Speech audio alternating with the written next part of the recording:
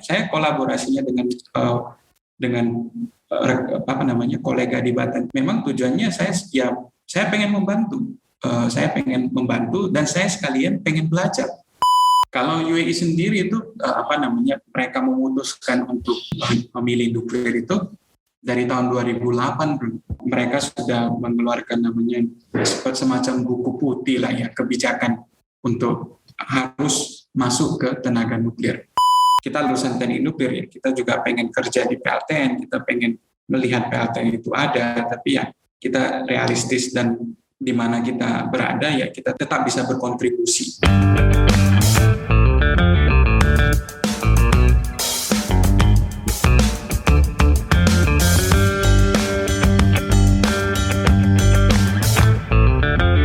Selamat datang di podcast Bicara Nuklir, podcast pertama yang membahas tentang sains dan teknologi nuklir di Indonesia. Di season ini, kita akan ngobrol dengan lebih banyak ahli dengan topik yang lebih luas dan lebih far-reaching daripada sebelumnya. Kita akan gali lebih dalam tentang topik-topik nuklir, baik yang umum maupun yang belum familiar di tengah masyarakat. Jadi stay tuned and let's get radiated.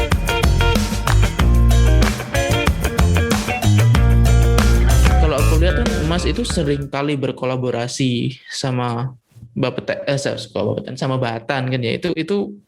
Itu apakah memang menjadi salah satu cara yang Mas pikir bisa Mas lakukan meskipun ada di luar untuk membantu program riset di Indonesia, atau kayak gimana sih Mas?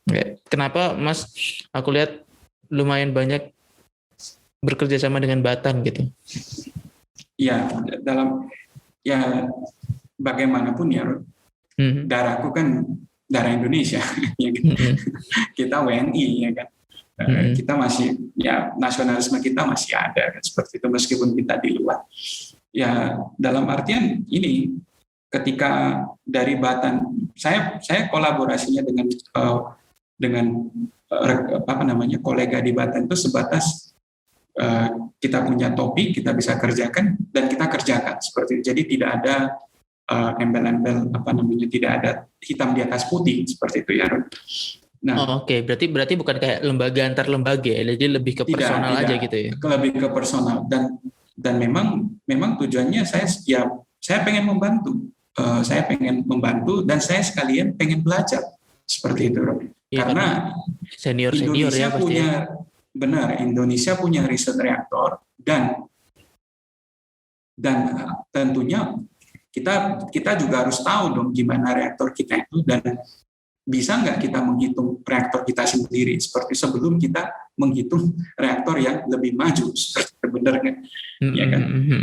Nah, hal-hal kecil seperti itu yang kadang ya mungkin bukan dilupakan sih, tapi bagi saya yang memang saya bisa membantu selama saya di luar dan saya bisa membantu seperti itu, ya saya kerjakan seperti itu dan sambil belajar. Jadi bukan artian saya membantu dengan pamrih, enggak ada. Jadi hanya sekedar ya kita kolaborasi bareng, saya belajar, saya ngerti sekarang bagaimana RSG itu riset reaktor, RSG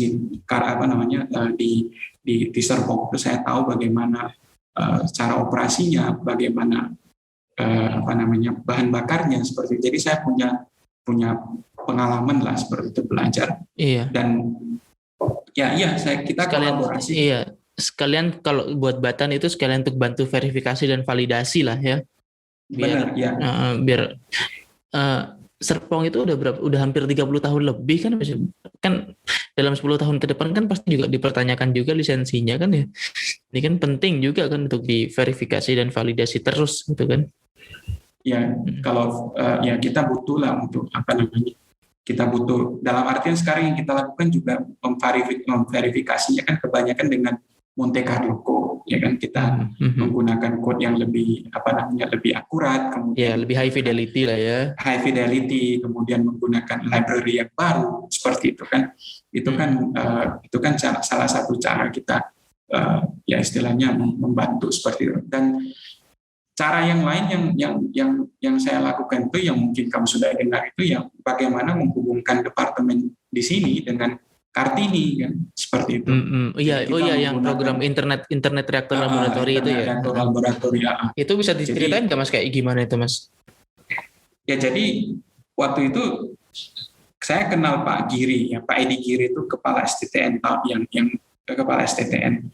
Pak Edi Giri karena kebetulan pernah sama-sama di Korea waktu itu. Jadi waktu itu saya lihat postingan Pak Edi Giri ketika berada di Vienna dan mereka sedang menyiapkan internet reaktor laboratori, dan kebetulan kita di Sarja ini kita butuh karena memang salah satu kurikulum teknik nuklir itu kan harus ada praktikum fisika reaktornya. Betul. Seperti itu kan. Nah, dan sementara di UAE ini kan kita nggak punya riset reaktor, dan negara tetangga di sekitar Gulf ini itu yang punya kan cuma di Jordan ya, di Jordan, dan juga cuma punya di Mesir ya. Yang satu lagi di Syria. Kemudian kita juga sudah mencoba bekerja sama dengan Jordan dan sebagainya, tapi itu belum berhasil nampaknya. Nah, kebetulan melihat Indonesia sukses waktu itu di Vienna, bisa live siaran langsung internet reaktor laboratori, saya langsung menghubungi Pak Edi. Pak, ini saya tertarik nih, gimana bisa nggak kalau dibantu di sini di Sarja? Terus ada respon positif dari Pak Edi, terus kita bertemu virtual, terus kita diskusi, dan waktu itu Pak Edi minta begini, bagaimana kalau kita berterima kasih sekali tentunya dari Sarja, bagaimana kalau Sarja ini satu semester kita trial dulu dah, jadi kita nanti Sarja itu berikan feedback ke kita gimana jalannya praktikumnya lah ya. Jalannya praktikum seperti itu, apakah sesuai ekspektasi seperti itu, apa improvement yang bisa diberikan, seperti jadi masukan seperti itu. Nah, jadi kita diberikan 4 kali sebelum pandemi itu, 4 kali eksperimen secara ini cuma-cuma, jadi gratis. Jadi kita diberikan seperti itu, dan respon mahasiswa di sini itu sangat positif, dalam arti ini loh reaktor riset, mereka bisa interaksi meskipun tidak langsung, tapi mereka bisa melihat bagaimana reaktor itu, ya kan? Ini yang mungkin juga ini yang jadi salah satu memotivasi mahasiswa lah ya. Memotivasi, iya. Terus setelah itu, setelah dapat respon positif ya, kita mengusahakan supaya ada MOU kan, antara Indonesia dengan antara Batan dengan sini, dan ya itu kita bikin MOU. Nah, kita setujui kerjasama di situ, dan MOU-nya ini bukan hanya sebatas internet reaktor laboratori, tapi juga bisa mencakup riset, bisa mencakup practical training, kerja praktek seperti itu. Oke. Jadi teman-teman yang di Sarja, mahasiswa di Sarja bisa tuh kalau saya mau ke Batan untuk bisa bantuin di RSG Gas atau Kartini atau yang di Bandung gitu ya, atau di PT KRN gitu-gitu ya. Kita lebih MOU-nya lebih ke PSTA Batan di Jogja. Oh, yang di Jogja. Jadi ke Kartini ya. Ya seperti itu, Run. Jadi ya menurut saya sih ya cara-cara seperti itulah yang bisa saya lakukan sekarang kalau belum kembali kan, seperti itu. Dan itu pun juga win-win solution kan, maksudnya untuk Batan juga mereka bisa mengimprove program internet reaktor laboratori mereka, untuk Sarjah juga untuk program studi teknik di Sarjah kan juga bisa improve kurikulum mereka gitu kan, di bidang praktikum fisika reaktor gitu. Itu silabusnya itu dibikin kerjasama atau nurut sama Batan apa kayak gimana Mas? Soalnya kan Batan kan untuk praktikum fisika reaktor kan ada silabusnya sendiri tuh. Dan memang kalau kita lihat praktikum fisika reaktor di seluruh dunia itu standar, mirip-mirip dalam artian satu sama lain ya, seperti yang kita lakukan dulu di Kartini, criticality search, terus control roadwork, ya kan, terus FTC, MTC, itu mirip-mirip, bro. Jadi kita melakukan dengan Kartini maupun dengan reaktor riset manapun, nanti kurikulumnya sama seperti itu. Oke. Jadi kita enggak terlalu kesusahan menyesuaikan. Seperti itu. Ya, tinggal translate aja lah ya. Iya, tinggal translate. Ya. Dan sekarang saya kan semester ini juga kita tuh ada sedang melakukan praktikum itu yang ini sudah akhir semester sudah selesai, dan Batan juga melakukan, kalau tidak salah Batan memberikan 7 kali eksperimen ke mahasiswa di sini. Nah, responnya juga sangat positif dalam artian anak-anak itu punya ketertarikan lah, meskipun melihatnya cuman virtual ya, tapi yang masih membuat mereka termotivasi ya. Dan kelas fisika reaktor di praktikum fisika reaktornya itu jam 8 pagi loh. Jadi kan satu challenge buat mereka, tapi yang mereka bisa ya, mereka hadir lah. Iya. Jam 8 tuh pagi banget. Ya.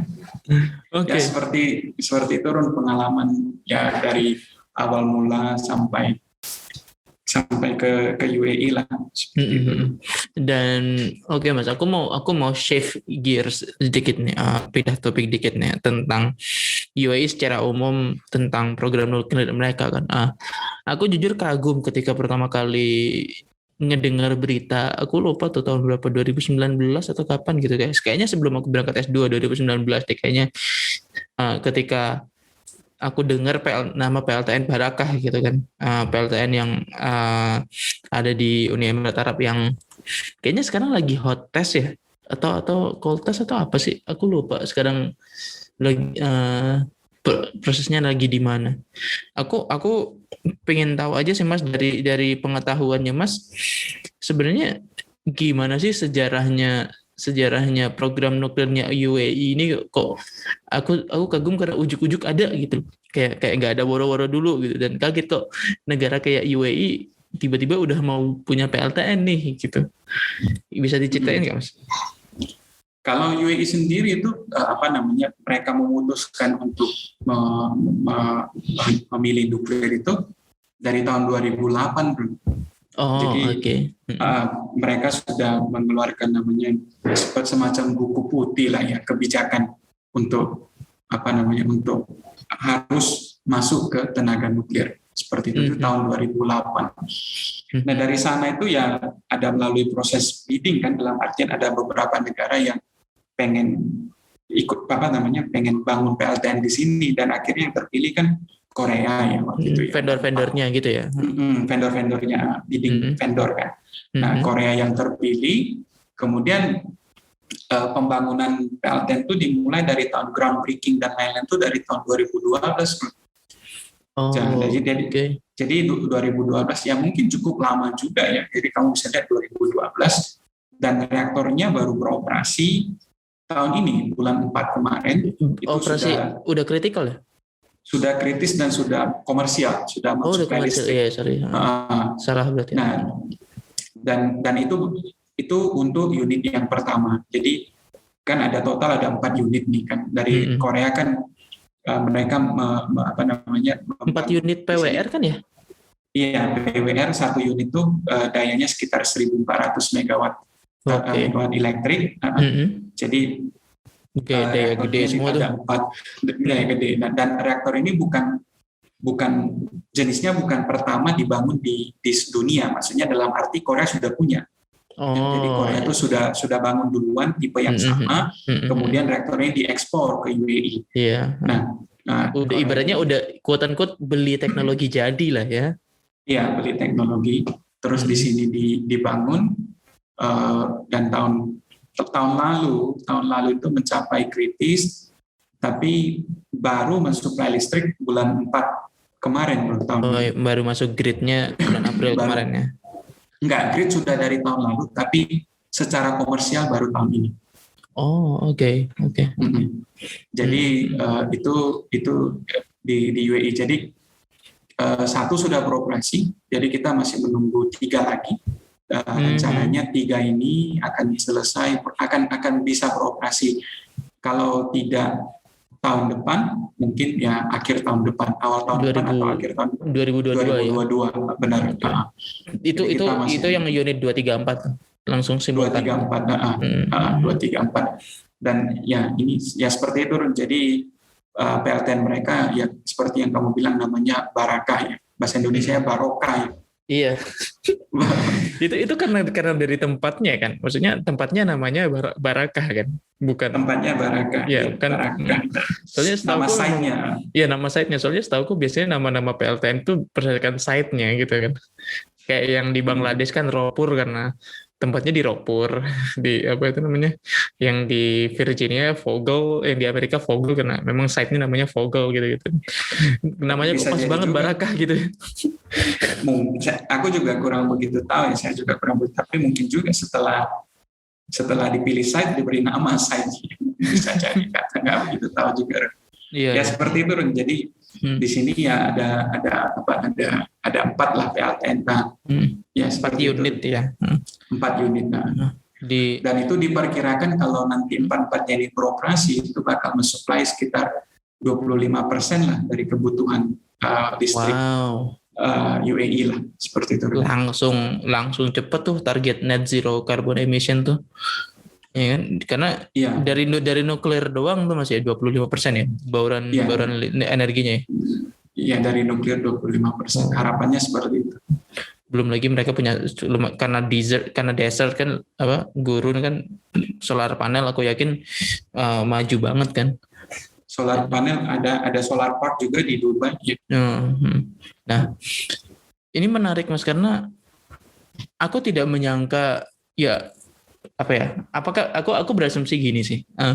Aku berasumsi oke, mungkin UAE mungkin karena selain desakan climate change dan lain sebagainya, mereka merasa cadangan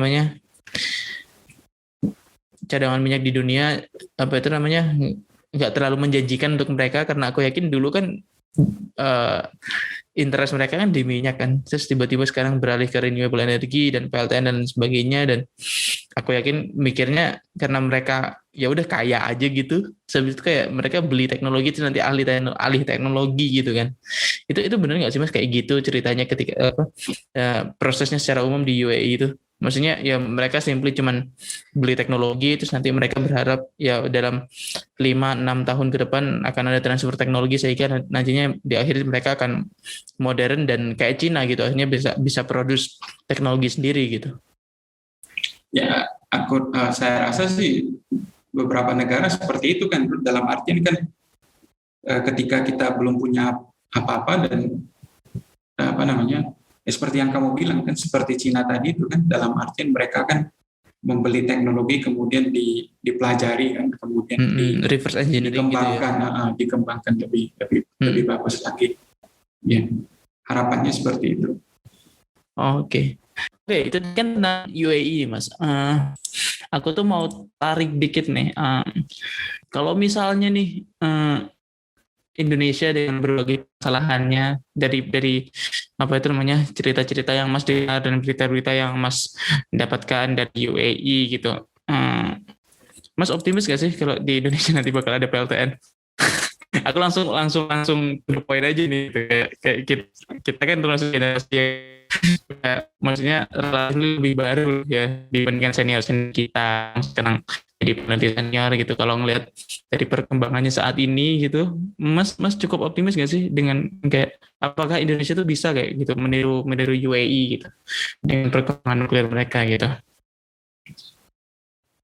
Kalau dibilang optimis, aku lebih milih realistis aja.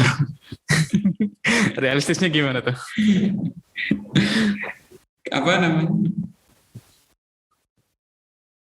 Kita semua yang lulusan teknik nuklir, ketika kita pertama kali lulus dari teknik nuklir, idealisme kita tuh begitu besar. Benar enggak sih? Kamu mahasiswa, terus kamu keluar dari teknik nuklir, kamu itu berharap kita perlu PLTN di Indonesia, kita harus bangun PLTN, kita punya SDM-nya seperti itu, kita mampu lah seperti itu. Kalau aku rasa ya, kita akan ada PLTN apa tidak itu semuanya tergantung dari pemerintah. Seperti apa, mau kemana arahnya. Kalau memang pemerintahnya bilang go nuklir, tentunya kan semua komponen semua akan bergerak ke arah sana. Nah, tapi sampai hari ini belum ada perkataan go nuklir, ya kita sama-sama menunggu saja. Oke. Mhm. Aku lebih realistis ya, karena ya pesimis sih enggak ya, karena dalam arti kita kan butuh PLTN suatu saat ya kan, kita butuh Ya, suatu saat nanti pasti akan butuh kita eventually butuh lah. tapi optimisnya kapan, kita menunggu inilah apa namanya, dari pemerintah. Ketika lampu hijau itu diberikan, ya tentunya kan semua apa namanya, pergerakan kan akan ke arah sana, bagaimana mencapai tujuan membangun PLTN seperti itu. Ya. Iya, betul sih. Jadi ya sembari menunggu, jangan putus semangat ya.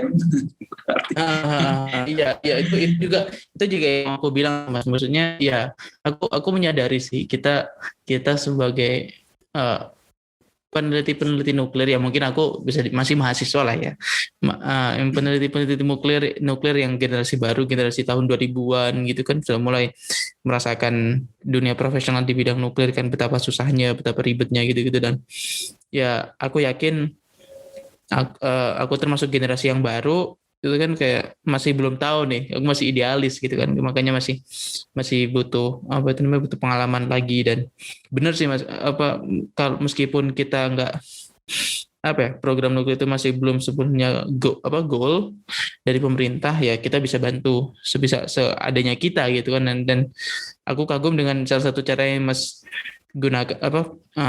lakukan itu adalah dengan memberikan akses riset ke teman-teman kita, senior kita yang di Batan gitu kan, karena mereka perlu step up, ibaratnya kalau bahasa kasarku sih, mereka perlu main yang lumayan jauh lah, biar nggak ke serpong mulu gitu kan.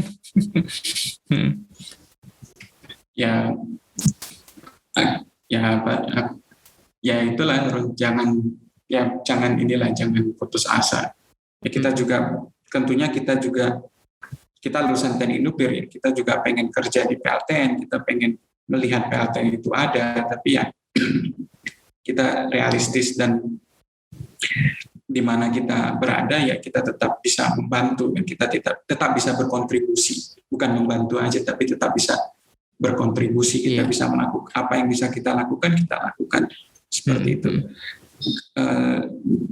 Itu yang paling penting. Banyak hal-hal kecil ya, tapi hal kecil itu mungkin kelihatannya sepele, tapi itu mungkin berguna seperti itu. Ya kadang ya mungkin saja kan, misalkan kita diskusi dengan rekan-rekan, ada yang bertanya tentang ini itu, seperti yang kita lakukan lah di grup WhatsApp seperti itu, kita saling membantu kan seperti itu, untuk sharing ilmu. Itu memang kelihatannya sepele, tapi kan itu bagian dari itu kontribusi seperti kita saling membantu seperti itu, gotong royong.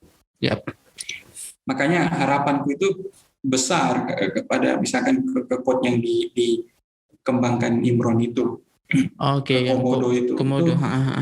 Itu harapanku itu besar, agar kita itu punya open source code yang sudah ada yang ngembangin gitu kan.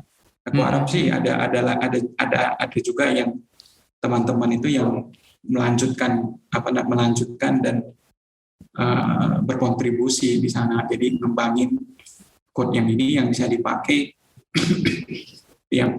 setiap orang lah ya, untuk analisis ya kan, bisa dipakai oleh mahasiswa juga, bisa dipakai oleh peneliti kan, seperti itu, sambil belajar kan. Seperti itu. Ya hal-hal kecil seperti itu aja, jadi sambil menunggu ya. Oke, ini udah hampir 1 jam nih obrolan kita, dan thank you banget Mas Doni udah berkenan untuk aku ajak ngobrol. Dan sekali lagi aku bilang bahwa ini tuh adalah episode terakhir dari season ini, sebelum aku akan take a break 2 bulan, tapi nanti kita akan kembali di season 3 dengan episode-episode baru, dengan orang-orang yang baru, dan aku janji akan jauh lebih seru dan jauh lebih menyenangkan dari season ini, karena akan lebih banyak lagi bintang tamu yang lebih menarik pokoknya. Jadi stay tune dan sampai jumpa di season selanjutnya. Bye bye.